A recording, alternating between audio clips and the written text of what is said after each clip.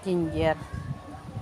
Inilabas ko at takot na siya sa tao, takot siya sa sasakyan. Ito lang si Puti ang gusto niyang kalaro eh. Ayan. Masanay ka na sa ito sa labas, lalabas kita araw-araw. Ayan. Ayun, si Mingming, best friend niya. Mga away ito eh. Laki-laki kasi. Ginger! Balikan na kita tayo. Lakad-kat pasyal tayo.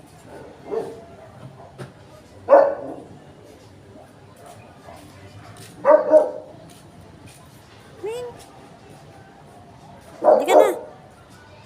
Punta tayo dun no. Pasyal tayo. Oh, hindi ka sanay sa labas. Naging uncivilized ka na.